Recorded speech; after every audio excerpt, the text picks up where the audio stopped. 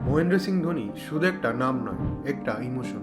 কিন্তু আমরা বেশিরভাগ লোকই শুধু ধোনির ফ্যান ফলোয়িং বা ইন্ডিয়ার হয়ে বা সিএসকের হয়ে জেতা ট্রফি সম্পর্কেই জানি। তার স্ট্রাগলের দিন সম্পর্কে তার হার্ডকোর ফ্যান বা তার কাছের মানুষগুলোই বেশি জানে। একটা সময় ছিল যখন মহেন্দ্র সিং ধোনি সারা রাত জেগে ডিউটি করার পর সে কখনোই তার সকালের প্র্যাকটিস মিস করেনি। কিন্তু আমাদের মাহি একটা জিনিসে খুব বিশ্বাস করতো, চুপচাপ করে কাজ করো, তাহলেই তার রেজাল্ট ধামাকাদার হবে। তোমার হাতে শুধুই এফার্ট রয়েছে, তো তুমি এফার্ট দাও আর তার ফলাফল তুমি অবশ্যই পাবে। Whatever the controllables are, we take care of it, we'll get the desired result. If we don't get the desired result, we'll improve.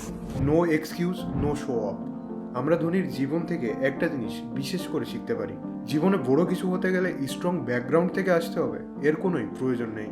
শুধুই নিজের মাইন্ডসেটকে বড় রাখো। জীবনে কিছু করার জন্য স্কিল বা ট্যালেন্ট থেকে বেশি ইম্পর্টেন্ট কনসিস্টেন্সি।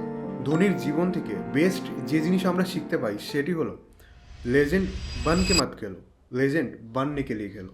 তুমিও যদি আমার মতো ধোনি ফ্যান হও তাও নিচে কমেন্ট করে #MSD অবশ্যই লেখো। আর ভিডিওটি ভালো লাগলে লাইক করো। বাস, দেখা হবে পরের ভিডিওয়। বাই।